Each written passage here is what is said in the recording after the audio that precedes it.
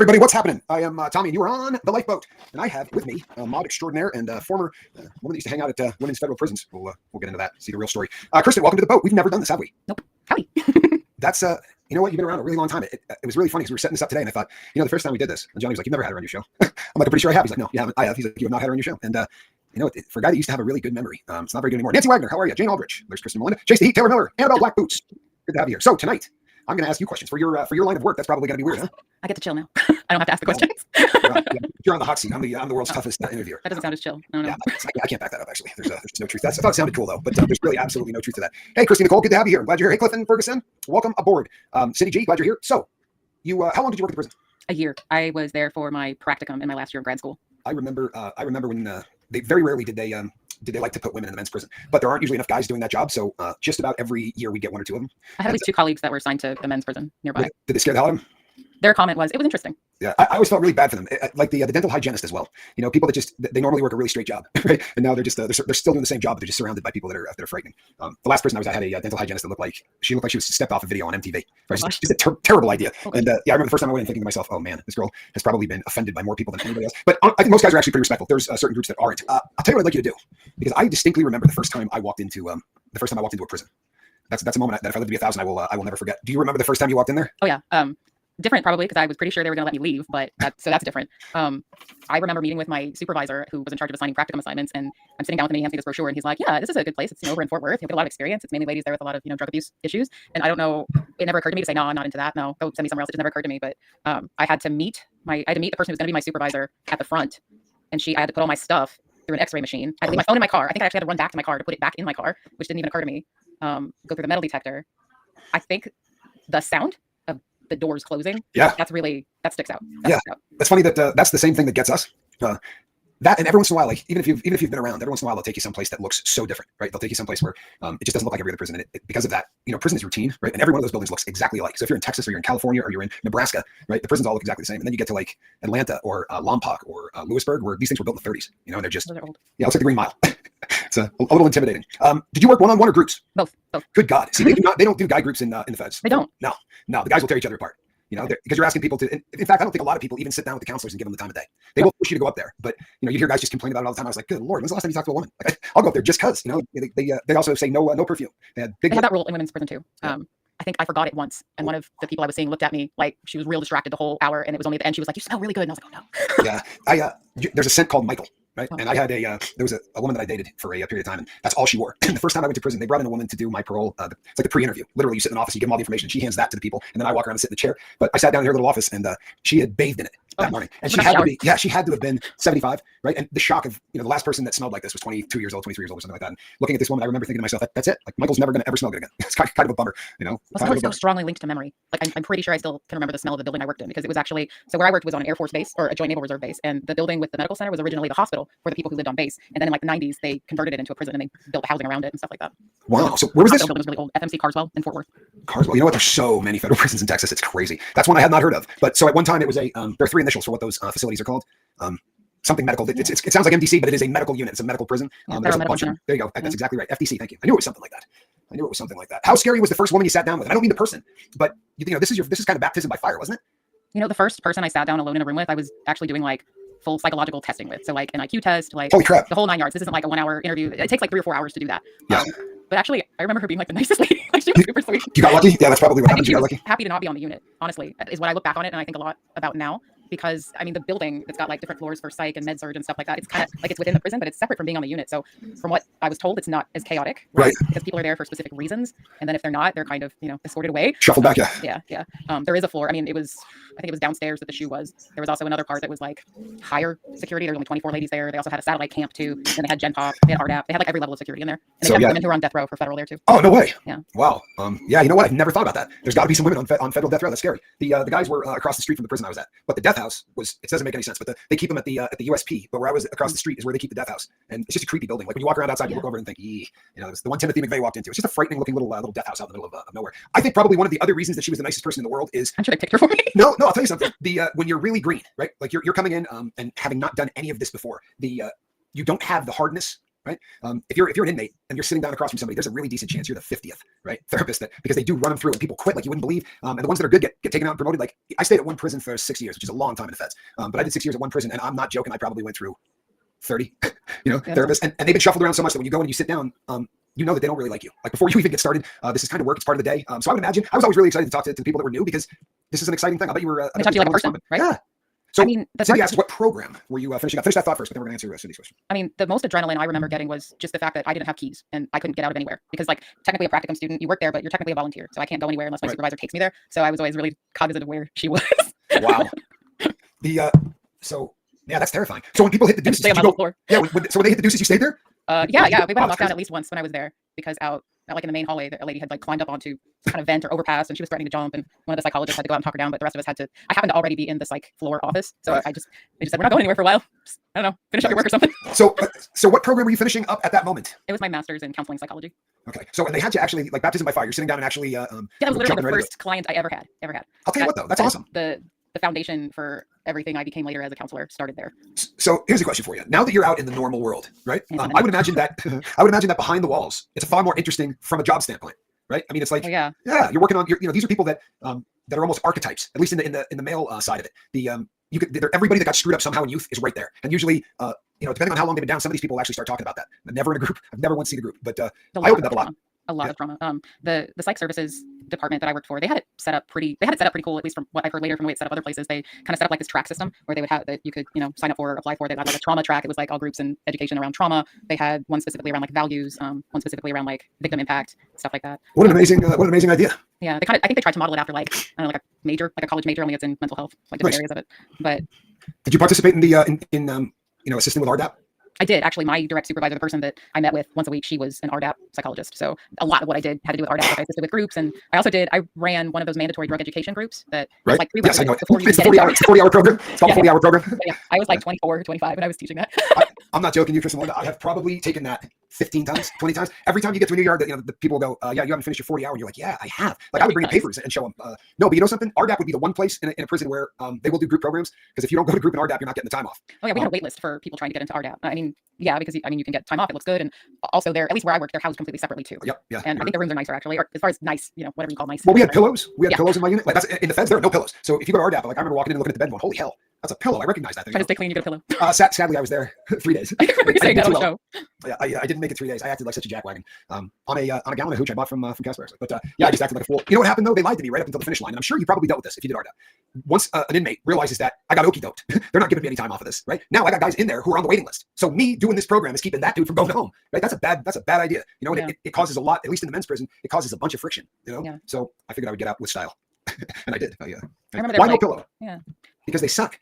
I assume it's just some kind of optics way of saying we're not going to invest in these people. Like why should they be comfortable? That's what I always assumed it was. I think something nasty like that. I think what I've been told in the feds is that they really had a difficult time finding pillows that were flame resistant. Right? Okay, that makes sense. Apparently pillows burn really easy. So every once in a while you'd get to a yard and they would have pillows, but there would be 6 of them, right? Because it was made out of the same material as the mattress, so it's like this thick green plastic. It gets very brittle. Oh god, just the worst thing in the world. But yeah, that's what you're working with if you had one. Pillows are very flammable. I accidentally caught one on fire when I was 15. Yeah, no, pillows are the worst. That's actually why they accidentally. Were you playing with matches? It was an accident. I had a candle burning and I fell asleep. Nice. It was absolutely nice. I did that with a leather jacket in college. I passed out. Well, apparently it is. I passed out in the dorm smoking a cigar, and it was crazy because I just sort of slid back, but it was actually flaming up. So I woke up to a guy going like this, like slamming his. So I tackled him. I thought, this guy's punching me for some reason. He must have done a hell of a job. Yeah. Well, you come to and he's swinging at you. Didn't feel like he was on my team at all. Okay. I would imagine there's a lot less violence in the women's prison, but the difference violence, because my understanding is relationships among the ladies are far more accepted, right? Yeah, so in the men's prison that doesn't fly. If there are guys doing it, they got to do it under the radar. There's a lot more psychological violence is what I call it. Like women will be nasty to each other in not so obvious ways. They'll ostracize each other. They'll exclude each other. They'll kind of psychologically torture each other actually. So like junior high school works are better. Yeah, kind of. Actually, like the weirdest thing to me was when I found out that there's a bell system. Like there's at least where I worked, there was a little beat that sounds like a bell in a high school. In a high school I went to, it lets you know when people can move about. And that I don't know what I expected, but it wasn't that. Yeah, that's normally the like the RDAP programs and all those, and they have to do it because rec moves are usually 3 rec moves in a row, right? So if you're outside, you're just doing something. If there's not a tone to let you know, then a lot of guys would just walk in circles for 3 hours and not show up wherever they were supposed to be. Not always burdened by deep thought. You know what I mean? The fellas. It's funny. The guys act like adolescent idiots as well. I mean, for real, it's like high school in a men's prison. There's all this testosterone and all of these guys punching each other, and it's just that sort of stupid mentality. I remember Yeah, reading the the book, women act like women in high school. right? Yeah, And I would they hear about it, like the venting and stuff like that sometimes in session. destroy reputations, Yeah. right? Call them sluts and whores and all of that stuff. Yeah. I have a daughter and I have a son, and I was always way more freaked out by how the girls fought. You know what I mean? Like spanky, punch a guy in the face. Right? I get a phone call, but it was very easy to work out. You know, and when my daughter would have problems. Getting punched is a little more straightforward. I'd Not that it's rather better, have it. I'd rather just have it. 'cause you know what it is. You know when to expect. Well, maybe not when, but you know what to expect. I'm still gonna go with I would much rather be punched in the face than have somebody try to destroy you reputation style. Hey, it's look who it is. Hello, Lindsay. Hi, Lindsay. Welcome. Yeah, she says prison was vicious. My understanding is that there's a decent amount of gangbanging. There's a decent amount of tattooing. It's very much like a men's prison, only more estrogen. Yeah, I saw more neck tattoos than I've seen anywhere else in my whole life. And you see them raw. Does that not freak you out a little bit? Like I remember when I first got there, you'd see something and you're like, that thing got done 2 days ago. I mean, it's Yeah. red as hell, you know, and they walk in with no tattoo. Same with the guys, right? They walk in with nothing. And 5-6 days later, they got 2 sleeves and they're red and irritated. They don't write anybody up. They just don't care about stuff like that unless they catch you in the act. Right. And yeah, the neck tattoo, very popular in the men's prison as well. Yeah. In our DAP, you probably had a lot less people making wine. Less that, I mean, if it happened, Yeah. I wasn't aware of it. And usually the counselors that ran that program, they didn't really like hold much back from it. Like they didn't try to shield me from what was Right. going on. But they also, at least where I worked, the psychologist over it and the counselors over it, they worked really hard about how they screened people before Right. they let them in. Like they worked Checks really out. hard to make sure it was people that like legitimately wanted to be there for the program as much as they could anyway. And And they if weren't. you had a 113 or a 112 shot on your record within the last 3 years, they're not letting you anywhere near that building. That would be manufacturing of an intoxicant. That would be, I believe, that's a 112. And a 113 is a misuse of substances, and that's a really broad. It's like you took somebody's pills, right? Somebody cheat their pills at Pill Line, and you bought those. That's one way you can get it. But if they find you with dope of any kind, you can get 113. I'll You win, fail a P test. Like I hear a lot about how, you know, what they will and won't prescribe. Maybe because it was a medical center or maybe because it was someone had a very specific medical condition. But I did know somebody that was prescribed opiates there. But they were taking her off of them. So It's because it's a medical facility. So Yeah. Victorville, there's only a couple of them in the feds. I mean, there's a bunch of them, but there's only a couple of them where normal people can walk, right? A lot of these places that have medical, there's PCs, you know, but they kind of have to have a medical facility for guys that are really doing it. So Victorville, California was one of them. And yeah, they weren't even messed up about it. Like I remember going in there and the guy said to me, he looked at my file and just went, "Oh, it's gonna write your prescription for pain pills." He's like, "Yeah," he's like, "You'll go nuts on those." And I said, "Nah, you know, I've been trying to get that under control." He's like, "We'll try it for a week, see if you get caught cheating them." You know, they just, Wow. yeah, they didn't care much. it's like, whatever. I think one of the more, sorry, go. Now, did they frown on girl-on-girl relationships? Well, officially, yes. Officially. Yeah. Officially, yes. But I think in practice, it was just kind of like, don't get caught and Yeah. don't make more trouble for the COs. Like at the end of the day, that Right. was ultimately what it was. That's what it always comes down to in the men's prison too. You know, the easiest thing in the world in the men's prison is to go up to the guard and tell him what things you're going to do wrong on his shift, right? And if he goes, "Hey, I don't want you doing that," you would figure out that this probably isn't your guy. But you know, every time we just go up and say to him, "Hey, we're going to be moonshining." 112. Is that a problem on your shift? You know, we'll make sure nobody sees you. You know, we're looking out for your boss. We're not look, you know, this lets us look for your boss instead of you. And you know, 9 out of 10 of them will go, "No chance." But the older guys, they go, "Yeah, do something about the smell. Maybe cut up an onion." You know, they really are doing time. I mean, do you get that feeling? You're in there for 8 hours, so are they, right? Yeah. The only Well, yeah, at difference the is you're time, back then I still smoked cigarettes and I couldn't smoke all day. Like back then they still had like a smoking room for Uh-huh. staff, but I would have had to get like a person with keys to take me there and it would have been a whole big thing. So I think what I did back then is I just wore a nicotine patch to work all day. You know what? I was going to ask you. Home. No joke. I was going to say, did you go with the patch or the I gun? did. I used the patch. Yeah, that's crazy. That's a long day of not smoking. Most of the men that work in there chew tobacco. And Yeah, I that think makes sense. I think it's for that reason. Although the vape, right around the time I was leaving, there would be COs in the unit vaping, Oh, blowing really? blowing out huge Wow. clouds of smoke, and nobody ever said anything to them. You know, it's kind of funny. There are some state joints that are actually selling disposable vapes because Really? because they don't want people smoking. Yeah, it's really insane. Some of the things that they do in places around the country. Back then they were calling them e-cigarettes. They were just starting to get to be big again, but you couldn't really find them very many places. Yeah, They went that route. e-cigarettes. Yeah, they were calling them e-cigs. Yeah. 2 questions. Do many women get visits from their children? And what happens if a woman comes in prego? A lot of them do when they want to. If they can get visits from their children, a lot of women kind of live for them, but it's like a mixed thing. Like they want to see them, but at the same time, like if you imagine then you have to go away and not see them anymore, that's really painful. Yeah. We did have ladies that were incarcerated who were pregnant. When I worked there, I knew of at least one lady who they had to like take out to an outside medical facility to give birth. Yep. And I think one of the more disturbing things I learned is that they have to actually shackle them to their bed while they're in labor. They do. Kind of floored me because I mean, what, you're going to run off while you're in labor? It gets If any worse. of y'all have ever been in labor, or if you get an epidural, you really can't. Right. You're And gonna it gets actually way worse. So when I was trying to become an EMT, you have to do your rotation very much like you were doing in the prison. I had to do a stint in an emergency room, right? And you're supposed to hit all of these different parts of the hospital so that you get an opportunity to see different things that you may encounter while riding ambulance. And one of the things is you either put in 72 hours in OBGYN, right? Or you see a childbirth. And if you see a childbirth, you can go home immediately afterwards. But that's 72-hour thing because no woman is going to, yeah, hey, this is Tommy. He'd like to stare at your vagina for the next day. You know, you cool with that? And they, you know, no woman says, yeah, bring 4 guys in. That would be great. The female inmates don't have that option. So we went in about 4 deep. It was a Hispanic woman. I felt so bad for her. I really did. I just felt horrible. She had one hand to the to the railing, and honestly, I think I came closer to passing out watching that than anything else.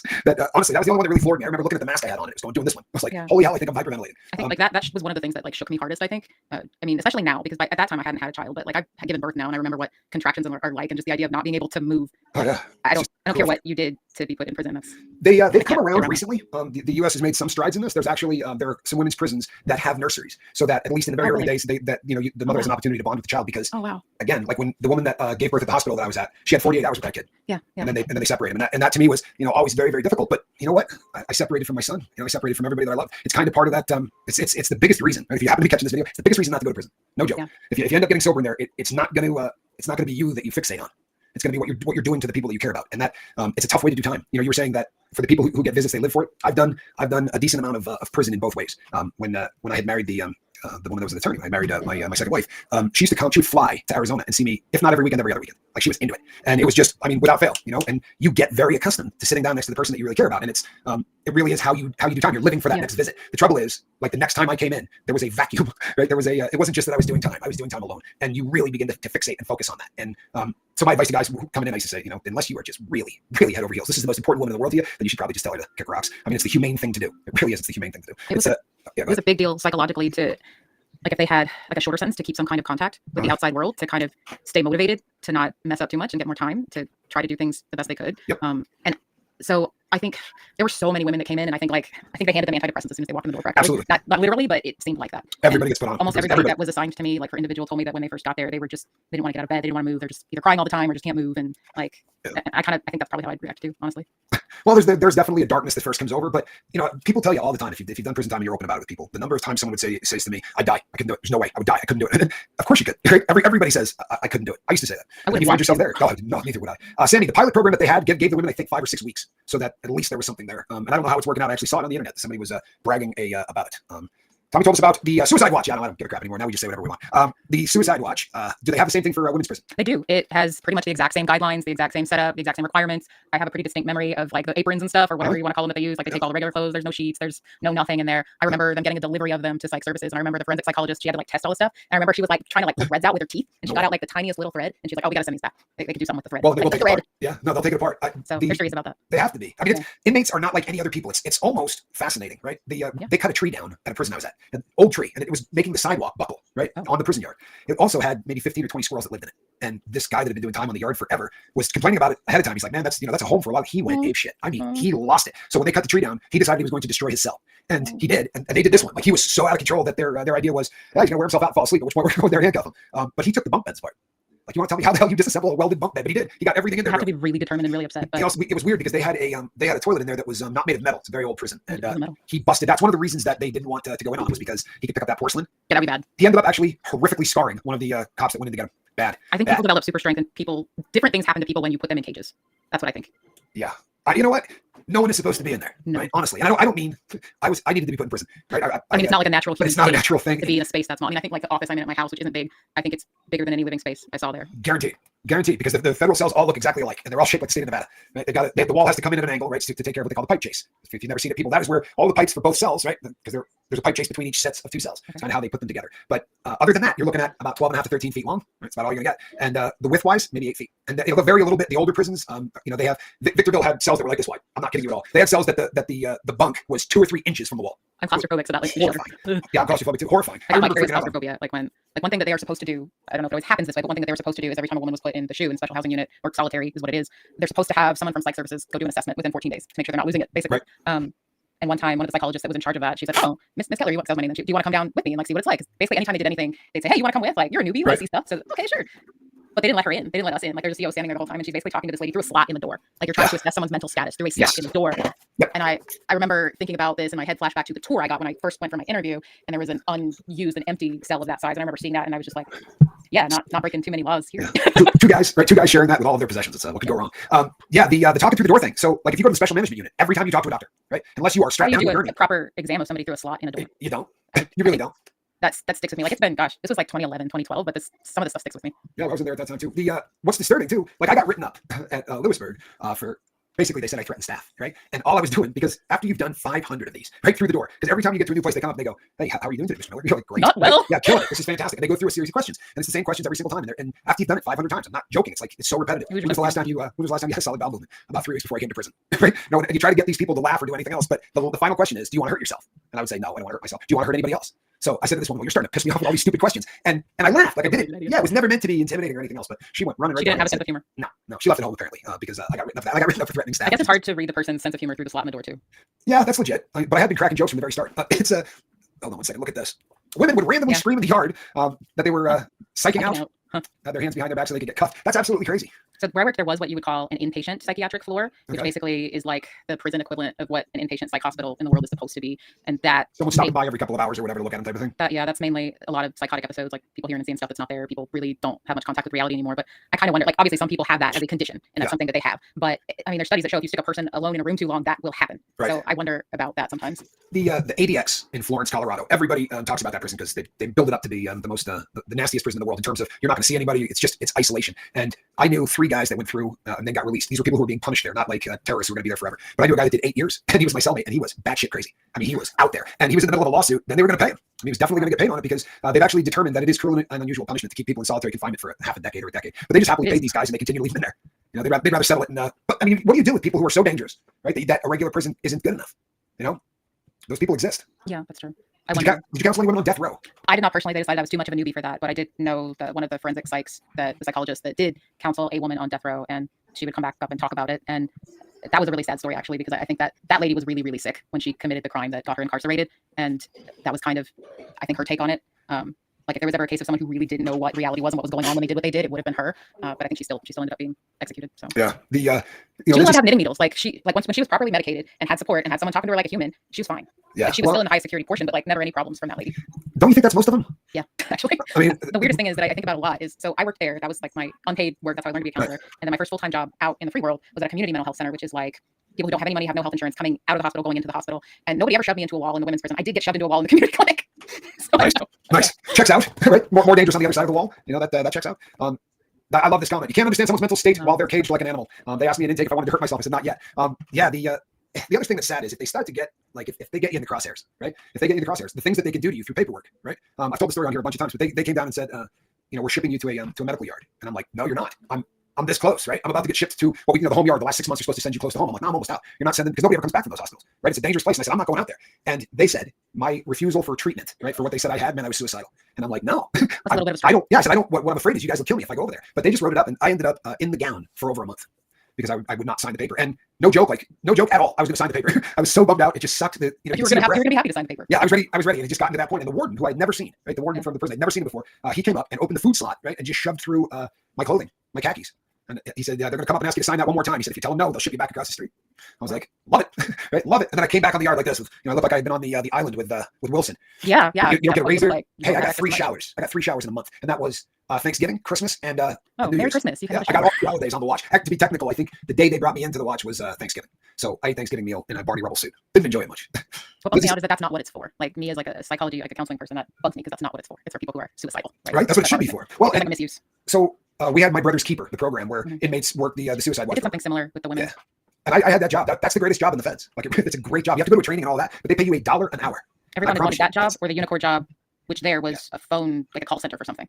Oh, wow. I got a kick out of it. Like, I don't remember what it was a call center for, but I got a kick out of thinking like, hey, if you call customer service, you might be getting one of my clients. That's crazy. Yeah. Lindsay says, I woke up naked in a cell with a paper down once after getting arrested. Blacked out. It was terrible. I was in there for days and didn't even know what I said to get in there. It's crazy. If you get the wrong people, there are folks who are just dicks. I was in a jail once, and everything you did was based on the number on the door, right? I was in the shoe. Odd cells would shower Monday, Wednesday, and Friday. Even would go Tuesday, Thursday, and Saturday. And every single night at midnight, they would move me from the odd to the even cell. And this went on forever. Like they just weren't going to let me make a phone call. They weren't going to let me take a shower. They were bent out of shape because I had a relationship with my attorney. And if you get on their bad side, they will do that. And when I started there, I was really, really naive to how people are treated. Like, I think I remember the first time a lady told me about the way that guards toss the cells. And it just like, in like my brain, I was like, why would you do that? If you have to search something, why do you have to rip everything up? Like you can just look it didn't occur to me, but it's, here's how it goes down. When they do the big shakedowns, like after a fight, or they think there's a knife on the yard, they're freaking out, they're looking for dope, they're going to search every cell in the prison one day. Yeah. And those days they trash those cells. They just pull everything on the ground. Like they open the books and throw your pictures around, just complete and utter disrespect. But the guys that are in the unit, your unit cop is supposed to search 5 cells a day, right? And the computer is supposed to tell him which 5 cells picked at random. Okay. That way he's not playing favoritism. The camera's going to see where the guy's going or whatever. But that guard has to live in that unit, right, with us. Yeah. And he's going to be in there at that particular prison. Those guys work 12-hour shifts. So he's going to be there half the day every day. And so he doesn't want to get stabbed. He just wants to go home too. So they would go in and say, the guy would say to me, hey man, do you got anything in there that's contraband? And like I had tattoo needles. I would put them in an envelope and write on the outside of it huge letters. So you can find them easily. Yeah, so that You don't they don't stick themselves. destroy My big fear is if he sticks his hand in there and It's very light. he's going to kill me, right? He's going to beat me like a pinata. But it becomes a game. You know, it's kind of funny. They came in one day and they cut the water off, right? So I go over and I just taken a leak and I went to flush and nothing. And I looked at my cellmate. I'm like, dude, they're coming. Right? They're coming right now. And we got a bag of wine and there's nowhere to put it. You know what I mean? You're not going to. So they're coming up the stairs and it was like this stealthy crap. It was during a lockdown, but they were most of them were already in the unit. Okay, so you can't flush. But I took the plastic chair, those little plastic chairs that you get two of. I just happened to throw a chair over it. So it was sitting in between the two chairs and they tossed that cell for 40 minutes, man. Moved the chairs around, did all that, never found it. It was absolutely a miracle. It really was. Yeah, Lindsay, so it's very much like men's prison, it sounds like. The guys are so mean in prison. They call the women bitches and sluts. Yeah, you know, the guys need to walk a thin line, right? Because they're about every 3 or 4 years, a guard gets killed, right? You know, and when it happens, it's a really bad thing. They will just take it out on the inmates for a good year or two. But that balance of knowing that, you know, these guys got nothing to do all day long but think of ways that they can hurt you. Yeah. Just keep it real. These guys are spending the rest of their life in prison. What deterrent is there, right? You tear down a picture of his wife who he only sees in a visiting room. Trust and believe he doesn't care, right? He's going to He get has all the time in the world to be creative about what he's going to do. correct. And think about it. I've always been amazed by what you can cut out of a bunk. You know, you would move from one cell to another, and you'd go in there, and there's literally like a knife with a hilt and everything else cut out of the bed, and it's usually spray painted with an orange circle around it. So if it isn't, you got to go down and get the cop and go, hey man, obviously I didn't do this, right? Obviously I'm not the one that did this. So they come up and do the and get the spray can and throw a little circle around the outside of the bastard. And the reason being, obviously, I don't want to catch a shot. They call that in women's prison too. Yes, they call them shots. I actually forgot what they're really called. What are they? That's all anybody ever called them. Written up, I think is what my A supervisor write-up. did. A write-up is what most state joints call it. I was always pretty freaked out when I got to the feds and they said it's called a shot and the what was the other one? Call-outs. Right? Cop-outs. Yeah, cop-outs. Cop-outs are what? At least Yeah, where- cop-outs. How you they communicate. requested, yeah, to be put in the program. Like that was actually one of my like busy jobs, like between seeing people, was go through all the stacks and stacks of like requests we got. Like, I want to be in RDAP, I want to be in this, I want to be in that. Like we had wait lists and we didn't have enough staff or time for people, so but we tried to give some kind of response. Right. So I'm like the little like, oh, I'm gonna send back a sheet of coping skills, and now I look back and I think, oh, that was stupid. You know what though? Hey, Never mind. on the bright side, at least you handled the process, because Yeah. in the guy's prison, you send the cop out back. The odds that you're actually going to get that thing sent back to you with any kind of satisfaction at all is slim and none. That was the kind of thing I did when they were on lockdown. I would go through all the cop-outs and try to write things back. Well, it saves a lot of time, because if not, then it becomes the BP form. BP8, BP9, BP10, Oh, BP11, that's why they gave me BP12, that job, BP13. to make less work. It makes it a lot less work. There's a lot of things like this that like I'll hear about now, like just about the process of how federal prison works, and then I'll think back and it puts something in perspective differently that like I was asked to do or wasn't allowed to do or had to do a certain way that it didn't occur to me at the time. Yeah, I'm sure that, you know, almost everything they do in there is very well designed to keep the animals under control. You know, I've talked about it a lot, you know, over the years. But in a men's prison, they want the white guys hating the black guys, right? They want the Mexican folks divided at least in half, so they're all beefing with each other, because then they don't get together and get organized and start talking about trying to go over the wall, right, or anything like that. Timothy Glass says, on another subject, I'd like to ask about the New Orleans prison break. I'll be honest with you, man. Oh, I just saw the headline about that. Yeah, I'll be honest with you. Anytime that many people, right? Normally a prison break is not, you know, it's 1 or 2 guys. There were a lot of people that got out on that. I would imagine that they had help from the inside. That would be my guess. I would imagine we're gonna find out one way or the other somewhere along the line. But it's kind of frightening. You know what I mean? Even as a guy that went to prison a few times, 3. Like I don't root for when they're out. When they're out, I want them to get caught. And I know that may sound They're not being rehabilitated in there. That's the problem. Is there's not enough. Like they're not being helped to like be happier, healthier people. And Nope. I say this as someone who tried to help people be happier, healthier people, but there weren't enough of us. So like if you put somebody out that's the opposite of a happy, healthy person, like with no any support, it's probably not going to end very well. I think that everything they do is just designed to bring the person back, right? I mean, that's the recidivism rate is so high that if they were to try any other type, right, any other kind of intervention, would get a better result than the one that they're doing now. But they want them to come back. It's job security. It keeps the little bureaucracy kind of going. Sad, but I believe that, you know, the deck is stacked intentionally to do that. In a women's prison, I would assume that the feeding, you know, the animals is on the same schedule. So like 5 o'clock in the morning, right? You know, that's usually when breakfast starts at like 5 a.m. Yeah. Especially if they have you locked in the shoe, they'll bring you breakfast at 4:30. Yeah. You know, the ladies would tell me a little bit about the food sometimes. They would tell me about like, oh, my friend who works in the kitchen, like she showed me the thing and it said it had the expiration date was like 5 years ago. And Yeah. this other thing said not for human consumption. That's the one you see all the time. And you know what? People think we're joking when we say that, but it will say USDA grade D. I don't even know there was a grade D. Yeah, not for human consumption. Apparently, like C grade gets sold to Alpo. Right? It ends up in dog food. So the fact that the next rung down ends up, you know, getting cooked. And some of the guys that cook in the kitchen can make that stuff taste good. They really can. They can whip some People stuff get together. creative. People get inventive. Seasoning makes a big difference. Good God, yes. Yep. Did you ever feel like you were at a disadvantage because of the ratio of how many inmates there were to guards? On the floor I worked, and I rarely saw a CO actually, which I didn't think anything of at the time, maybe because I was just too young and stupid to worry about it. But I think I saw a CO up there once, and she looked at me and she was like, "Do you work here?" And I was like, "Yeah, I'm a practice student." She's like, "Are you old enough to work here?" Thank God they sent you to a women's prison. For real, it would have been a great fit if they had sent you to the other ones. Oh my God, I thought the food was good. You know something? You were in the state. No, you were in the state. So I did a state rep, and they had they were growing food directly. I mean, we had our own garden. They were raising. That's So yeah, everything that we were eating was really fresh. You know, cool. it was actually good That's a food. cool program. Well, and they told us the feds are going to be better. That's the crap you hear your whole life. Oh, you should have done a federal crime, right? That's the easy time. I never worked in a state prison, but I know a lot of people that have been in state prison. and it doesn't. I don't know. Maybe it's men's state prisons. They sound pretty scary to me, but that's Texas. I don't know if that makes a difference. Do you think that they are set up for failure? Yeah, they absolutely are set up for failure. It's by design. That's sad but true. That's the job security, right? It's the other example I love to use because it's the largest bureaucry that we have would be the war on drugs. Right? I would agree. We can't win it, but we can fund the hell out of it, right? The only thing we spend more money on is the defense of the country. So this is the second largest amount of money that we waste. None of those people want to lose their jobs, right? They all want to be able to continue to spend this money and play these games, but everything is designed to keep us going back and making cool uniforms that they can put on everybody that's trying to, we made uniforms for the Israelis. It wasn't just the United States. If you were fighting anywhere, you probably had somebody in prison make your uniform, Wow. right? Or if you were at a fancy dinner, we made those too. Wow. Why, thank you, Jim Webster. It's a Aw. very, very kind thing to say, man. I appreciate the hell out of you. Yeah, Jim I don't know is, about. Sorry, go on. No. I don't know what the stats are now, but at the time I worked there, 56% of the women incarcerated there was because of a drug charge. Oh, yeah. The next one down the list is like domestic fraud, violence. stuff like that. Yeah, the DV's a lot. Mail fraud. Yeah, well, you were in the Fed, so that's going to be, it takes a lot of crimes off the table, right? Because Yeah. there would only have been women who did federal offenses. Mm-hmm. So most violent crimes aren't going to pop up on federal stuff unless you're taking a person across state lines to hurt them. It's federal crimes. We have a very unusual system in this country. We really do. We do. We have two separate systems, both broken to beat hell, cruising along at the. That's absolutely awful. Makes no sense. What I thought then, and I think even more now, is that it did feel like, it does feel like a losing battle if you're a person who's trying to work in psych services or trying to work helping in the actual rehabilitation of people, because it just feels like there are so few of us to so many people who need something, is what it felt like. And like a large portion of the staff was people like me who were not paid, right? Like actually, technically, I was paying to work there because it was part of my education. And you're probably the only people there that care. If you do any kind of a stretch, and Lindsay probably back me up on this, but you can watch. It doesn't matter what they do there. It could be a prison guard, it could be a counselor, it could be a teacher, but you'll watch them come in and they're ready to hook up, up the entire system. They're going to save these people, and they believe they can rehabilitate people. And it's a very short period of time where you can watch the light go out of them. I was super earnest. I really was. Like, I wanted to stay and work there, actually. Like, I applied for a job once I finished my practicum there, but I didn't even get to the interview portion. Like, I just got back a bureaucratic stamp. You're not qualified yet. And my supervisor was bummed because she was like, I think you're overqualified, but okay. You know what? It's amazing though. You got out of there and you managed to. I'm telling you, it knocks the edge off of a lot of people. You can watch these people who come in really loving what they do, and 3 years into this, they're phoning it in. They don't want to be there. Like when you go down for your counseling session, you walk in there like, if you don't want to be here today, sign line 3. Like they're not even making an effort, right? You can sign that and go to the gym if you want. But that means I nothing. think I stayed pretty earnest the whole time. Like, there were a couple of people that did. They probably not a coincidence. They were women.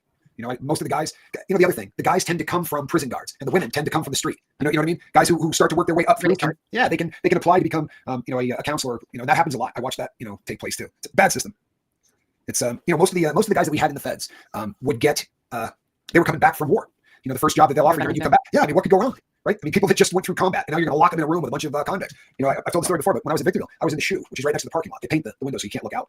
But we heard, loud bang, knew what it was. We figured they shot from the tower. It was a guard who drove in the morning and couldn't face walking in to go to work. And he put his service piece in his mouth and took off the top of his head. And within a month, I was still in the same SHU. Another guy did it. That's a tough way to make a living. Working inside of that, you probably were able to remain kind of. You kind of have to be on edge a lot of the time, but you stop realizing you're on edge all the time. Like, it's just how you operate. Cindy G asks, because I have mentioned that there really are not a lot of programs in the feds. They will tell you there are. If you look it up on the internet, it will. Like my ex-wife would say, "I can't believe you're not signing up for this, this, this." I'm like, babe, none of that, none of that is happening. Like whatever they tell you, welding programs, you can go to this one and learn nothing. Well, at least in psych services, so we had them, but there's only so much room, right? There's Right. First of all, physically only so much room in a classroom for people, then there's only so many of us to run them. So in reality, even though at least where I work, we had some pretty, I think are decent programs available. You have to ration it. Right. That's what it is. Like people make a big deal about you get free healthcare in prison. Well, it's rationed healthcare. It's incredibly rationed. And it's not free. No. That's Bill Clinton signed US 18 something or other, $2 for every visit in the feds. If you're a federal inmate, you pay $2 for every visit, and nothing is going to happen at that visit. They're going to tell you to drink more water. I used to get, I had pen pals on the street, and people would write in and go, yeah, well, out here, at least you got free healthcare. I'm like, I don't know who told you that. Mm-hmm. I'm missing 5 teeth in different places, right? That needed to be replaced, not because they rotted out, but because I had a cavity and it hurt like hell. And my options were pull the healthy tooth. Oh yeah, they loved to pull teeth. Well, they will not That was the go-to. Yeah, they won't fill it. I knew so many people that they just had no teeth and they were happier about it because it was that or just be in pain with your cavities. Yeah, that's at a medical center, so I don't know. I don't know what was wrong. Well, I got to the last prison that I was at, and no joke, right? From the very first time I had gotten into the feds, I put in a request to have my teeth cleaned. Not joking. I am at the last prison, right? I got over a decade in the feds, and now granted, I got shipped to different places. I got out for a little bit, but I had less than 6 months left on my sentence when I finally got in to get my teeth cleaned, and that's what starts the whole process. And I said, the cavity is killing me. I said, but I'm just going to tough this one out because I'm leaving really soon. And she's like, well, I do good work. I'm like, I don't want my tooth pulled. And she's like, oh, I'll fill it.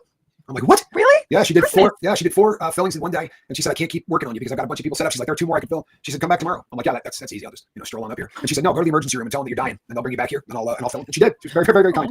Yeah, very nice one. Nice. How do you not get emotionally involved with trying to help some of the inmates? So you do, but you still have to have boundaries. That's the thing. And honestly, that's true of any client that you work with as a therapist. Is you have to be emotionally involved enough to care about the person for their well-being, but you also have to have your professional boundaries and keep cognizant of the fact that it's not a friendship. It's not a two-way kind of thing. It's I'm there for that person. So, but I guess to answer your question is I was very cognizant of my boundaries, and they train us very specifically on don't share any of your personal information, don't talk about where you live, don't talk about your family, don't talk about any of that. but I still cared about people. Like I wouldn't do what I do if I didn't care. Right. Yeah. I wouldn't have wanted to work there if I didn't care. And like honestly, like however many years it's been, like since 2011, 2012, like I still think about specific people I work with, and I still like wonder like how they did. Because every now and then, like I would work with someone for a while, and they would just like randomly like, oh, this so and so released. Like that happens sometimes, which Right. I guess is good. But then I'd be like, hope they're okay. You know, like, Scary. like people who had specific like problems, like staying away from certain substances and stuff like that. And I remember like one lady talked about she had been there so long she'd never been inside a Walmart. And Wow.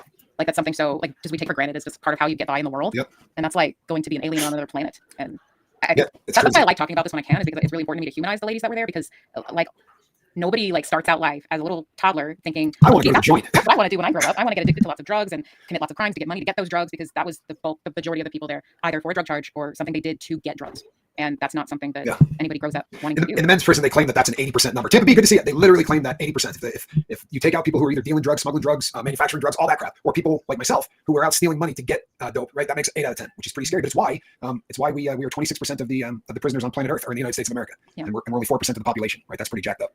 I feel like drug treatment programs in RDAP should have been so much bigger for Yeah. the reasons people were there.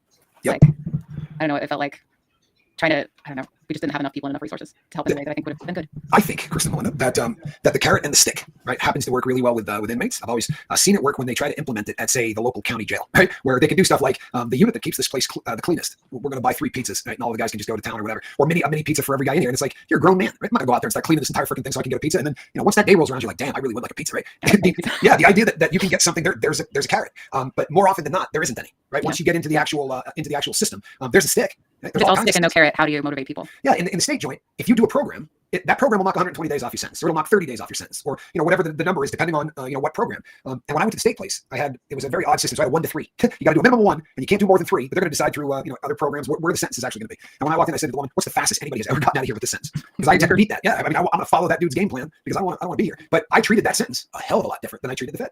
I was a counselor at a drug program.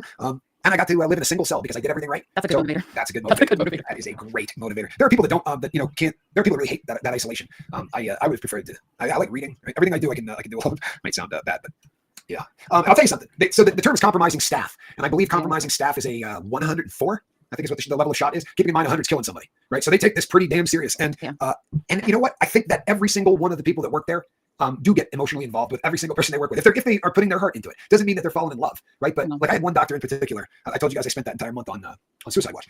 She came every single day, never missed a day, and I'd never been on the watch before, right? So one day, one of the inmates, one of the inmates said to me, he goes, "Hey, what's the deal with you and the doc?" And I'm like, "No, we're going out on Friday." What the hell does that mean? Yeah, he said, "Well, she comes up here every day." I'm like, "My understanding is that they have to come up here every day, right? They're trying to, they got to write down in their little book that I don't agree to get shipped and all this." And he goes, "Yeah, but it's never the same person. It'll be one of 5 people from psych." I think she just thought it was interesting. I might have been the only person that she'd ever seen in that predicament or whatever. Yeah. But she was absolutely emotionally involved, and not in a bad way, right? It's like we weren't. There was no compromising staff or anything like that. But I think she was really pretty damn hard. Yeah. You can care about someone as a human being without being compromised. Yeah. Well, if you're not trying to, and the other one, I worked in the kitchen, and I was in there, and my boss said to me, "I got all these papers. Can you just take these things and put them into piles that match? So just take the form like this. So all the forms that look like this, put them in one place. Most disorganized dude you ever saw in your life." And I said to him, "So these are payouts, right? These are accounts receivable. These are bills. Like, you want me to do a little bit more than just stick this in 3 piles? I might be able to organize this." And within a week and a half, he was compromised. Just that simple. He was. Now, I didn't try to get the guy to bring dope in or anything like that, but I smoked his Newports every single day. Right? Oh, okay. I could smoke his cigarettes. I could cook anything I wanted in the kitchen because I said to him, "You're gonna get caught if you don't start doing these books a whole lot different. You're gonna get caught." And he was like, "Yeah." He's like, "You know what you're talking about? I can send you the hole right now. Like, send me the hole. Right? If you don't, I'll tell you how you're gonna get caught because you're screwing this up bad." And he was. But he had a deal going with the people that he was purchasing meat from. So we were on a national menu, right? So every single inmate, you probably noticed, Wednesday was hamburgers. Right? Yeah. Thursday was chicken. It never changes. Taco Tuesday, right? These are all the same things. Fish Friday, it always will be. And that's across the entire country. So if we're not eating, beef on a Wednesday, someone's doing something they really aren't supposed to be. But we could buy chicken patties a hell of a lot cheaper than we could buy the beef patties. And once a month, this dude would say, "Yeah, the truck didn't come in, whatever," and 1,400 people would eat chicken instead of beef. And you do that over the course of an entire year, and you can buy a really nice speedboat because that's what he did with it. Wow. The most anyone ever that I recall, I remember one of my first individual therapy clients. Like I had like one of these Pilot gel pens. Like they're not super fancy. They're not your $100, $200 pens, but just randomly at the end of the session asked, "Can I have that pen?" And I'm just like, "No." And I think I finessed it a little more. I said, "No, I wouldn't want you to get in trouble." But she probably wanted to tattoo with it. Yeah. There's certain of those. Yeah. I've been told that. At the time, I was like, maybe she was just like testing me or something. But now I've learned you can actually do things with the pen. I don't. Oh yeah. Well, and depending on the the device that people make to put illicit substances into their vein. Right, you start out with a syringe, but those don't work. 7 months in, those are supposed to be thrown out after you use it once, and they end up getting bastardized, and they get turned into these things that they call binkies, right? Which is the ingenuity that goes into this. But you have to have a very specific kind of pen to make this happen, right? And they're usually not pens that are sold at store. So guys will always try to scam up on one of these if they can, because they'll be able to sell it to somebody for $40 or $50. If it's no, I think I remember my supervisor saying they can't get those at commissary. I think there's a reason for that. Yeah. That's and the other thing, there's something about being in prison that if you can get something that nobody else has, you don't care what it is. I'm not kidding. Like I had a cellmate that stole turtle wax from his job. What do you do with turtle wax? I said, then what the hell are you going to do with an entire thing of turtle wax? He's, I'm going to polish the toilet and sink, the metal combo. It's going to shine. Yeah. I said, for what freaking reason, man? He's like, because no one else will look like that. I was like, okay, get your shine on then, right? If it makes you happy. But he would absolutely turtle wax the toilet a couple of times a week. And there were people that freak out on their cells. There were guys that would wax the floor of their cell every single day. Really? Have a buffer on it every day.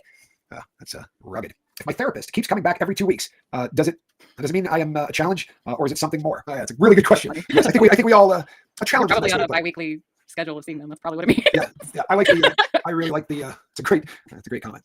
It's funny. Yeah. I started teaching early. Peer pressure is hard to understand. They believe they say no, then bugged. I arm them with knowledge. Excellent. Right. It's going to sound so freaking hokey, but it really is worth saying that we're all going to check out. Right. Everyone's going to get off of this planet in the body bag. Right. And they're not going to. There's no scorecard. They're not going to write down how much money you made. They're not going to write down how much ass you ran, how many beers you drank, none of that crap. But if you positively affect, right, if you had a positive effect on a kid or somebody in need, I mean, honestly, there's just not much else you can do that means anything. But if you can do that, the Earth is never the same. Like one sober mother jumper changes the entire planet. Yeah, it really does. It does. It's not just them; it's everyone else they come in contact with too. Yeah, they give birth to kids that don't know that their parent ever had a drug problem. Right? It really does dramatically change the history. Right? The Earth will never be the same. Yeah, there's a lot of truth to that. Tampa B says kids learn stuff so young these days. Got to teach them younger and younger. Kind of sad, but true. 6-year-olds. Yeah. Here's the thing: you're going to talk to your kids about dope, right? Or somebody that sells it is going to talk to your kids about dope, because the people at the school, they don't do those programs anymore. Like you heard my daughter. I said, what did they say to you at school? And she said, you're the only person that's ever talked to me about fentanyl. I wasn't, even with my career, I wasn't really aware of fentanyl to the same degree until I started watching about either, which is kind of sad, but is what it is. Well, the media tells us what they want us to hear. Yeah. We start looking like a third world country, right? We're this big superpower, and we're civilized to beat hell. But the number one cause of death is overdose. There's something wrong with that picture, right? Massively wrong with that picture. And it really does start making us look like a banana republic. The number of people that we incarcerate, right, for trying to change their consciousness. It's a jacked up thing to put people in prison for. It really is. It really is. I've had to talk to like 12-year-olds about fentanyl before. Yeah. Tell you what though, it's better than the alternative. Yeah, it is.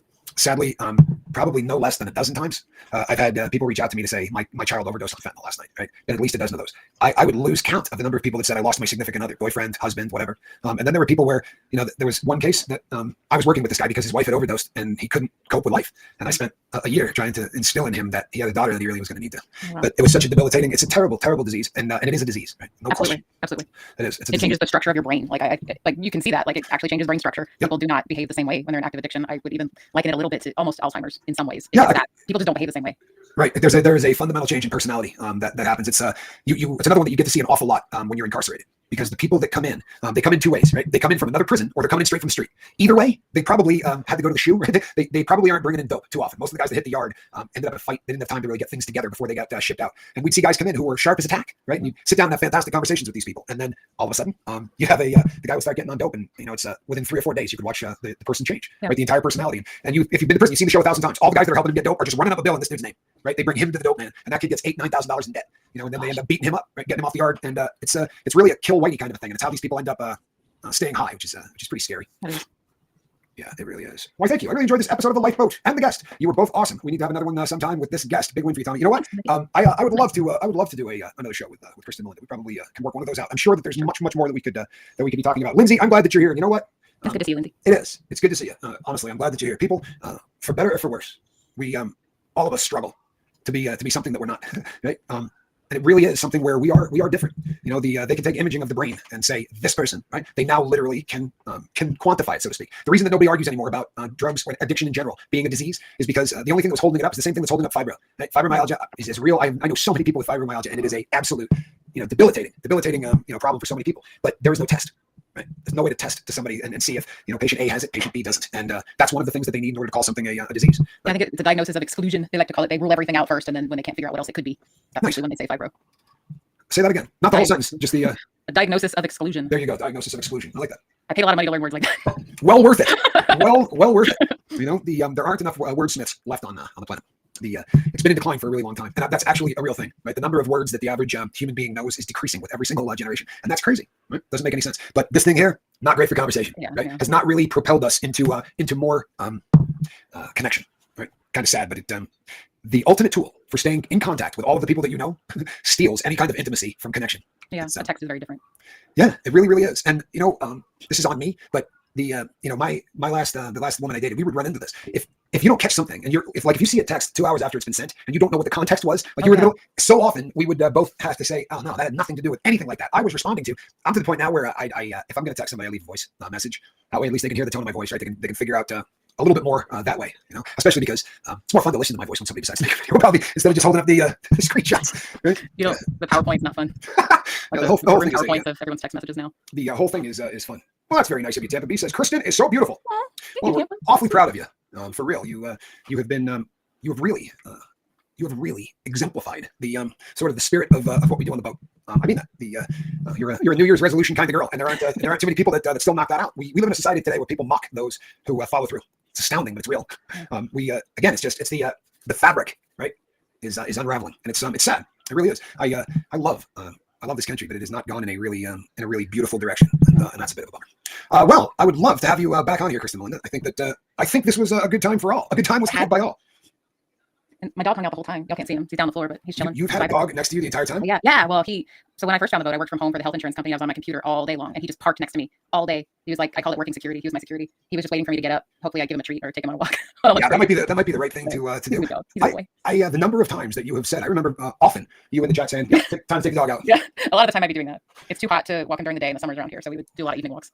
Johnny's cat is well, it's a little bit too big to be a cat, really. I mean, a kitten. She's bigger than Squirrel, and she's 8 months old. She's closing in on 12 pounds. Yeah, so Squirrel's about the 10-pound mark. She's closing in rapidly on 12 pounds, and just uncoordinated. You know, I don't think Katie knows how big she is. I don't think she knows. No, she doesn't. She still tries to do little cat things. She runs under things at top speed and hits them. Like she is a wildly uncoordinated kitten. And I know she's going to grow into those huge feet and all of that, but for the time being, there's just something about not too many people have had a kitten that's about 12. She's so pretty. 12 She's pounds. so soft. Yeah, she has that, and it was really weird when he first brought her home. She was tiny in the early pictures. She was teeny. Her fur was, I mean, as soft as anything you've ever felt. Like it didn't even feel real. It was like silky almost. And the first time we went over to look, because Johnny had looked at a couple of different Maine Coons. The first time we went over there to look at Katie, she was probably 4 or 5 weeks earlier than what you all saw. And she was, I mean, she was just a little ball of fluff, but you could look at her feet and know that, Yeah, with cats and dogs with the feet, you can tell they're going to be huge. My mother tells the story of my birth, and she said that the doctor said this one's going to be a big dog. My mother Have said, like the Saint Bernard paws. Yeah, he said wait till you get a look at the paws on this puppy. And then been taking crap for the large hands ever since. Yes, Maine Coons are lovable. Kitties for the win. Yeah, there really is a 25-pound guy. Good Lord. I bet Katie will get that big. Katie should get that big. She absolutely has the potential to be that big a kitty. Whether or not she'll max that out. I mean, there's not much of a problem in terms of her dad feeding her. I promise you, he's not doing much to say no to Katie. She's got him wrapped around her paw. I promise you. Good Lord, my Maine Coon is more than my child. Heavier than my 6-year-old child. Yeah, I'm leaving that up there because that's just that's pretty epic. I've seen some really huge ones in my time. There was one at a garage in Texas. I brought my car in, and I didn't think it was real. You know what I mean? It was a tabby, and had to be 4.5 feet long. It was crashed out right next to the cash register. Tiny lion. Yeah, and I just thought, it had to be stuffed. I mean, it wasn't moving. The tail wasn't moving. And then as I got a little bit closer, did one of these numbers. I was like, holy hell, that's the biggest cat I've ever seen. And he said, you got some Maine Coon. I'd never heard any of that. Like didn't even know the breed existed. I think I was 18 at the time. And I just said, so there's a cat that grows bigger than normal cats. Trouble is, you know what? And it's a good thing. But my cats live a long time, right? So I'm not one of those guys that can get 25 cats because they really live a long time. I'll take really good care of them. We do love the animals. If you're a cat in the Scoville house, you're in pretty good shape. And I'll tell you what, if you're a cat in the next Scoville house, wait until you see the new place. It is. Let's just say this. We absolutely discussed had a long conversation about which home would be the best fit for the cats. I absolutely do that. Is there room for a cat wheel though? That's important. Yes, there's absolutely room for a cat wheel. I'd like one room to just be for kitties. Oh, that'd be so cool. Like a cat jungle gym playground. Yeah, little ball pit, not on the ground, but in a little so that they can you can throw things in there and watch them dive into ball pits. They love ball pits. Oh, that'd be awesome. Cat climbs on the walls. Absolutely, we're going to have like Spring going in there all the time, like to watch the cats. Or the little red laser ball. I mean, the little red laser light. You get that thing. Watch them disappear under the walls. Alrighty, I thank you so much for doing this, Kristen Melinda. I'm embarrassed that it took this long to get put together. I really am, but this was a lot of fun, and it's always nice to reminisce. Believe it or not, I really do like to. The farther you get away, the more you can forget. You know what I mean? Yeah. And it's pretty healthy that I don't forget. It's kind of a big deal. Once I start forgetting, I'm usually on my way to go on back, and I have no desire to ever spend another minute behind bars. It's not on my bingo card. Alrighty, peoples. Between now and the next time I see you, reduce a little bit of harm, and don't look for happiness at the same place you lost it. I am Tommy. That's Kristen Melinda, the best guest I've had on the lifeboat, and I don't remember how long. I really, this was great. Thank you. Have a great night, everybody. We'll see you tomorrow. I got, by the way, just a real quick, I told you so. Remember all the people that said nothing about Diddy? No. So today, Diddy's employees, right, started to take the stand. First one got up there, his personal assistant, and started to prove the elements of RICO. This guy's not going to get out. And I hate to say I told you so. You know I hate that. Whenever I hear that, I can't help but think of cough drops. I think of the guy singing Ricola. Yeah, I can see that. Every I time. absolutely can see that. I use that all the time, by the way. And one last, I don't think, new member. I didn't get a chance to do this. Timothy Glass, you look fantastic in green. I mean that. And thanks again to Jim Webster, Jim, you're an ace. All right, people, we will see you on the next one. God bless. Have a good night.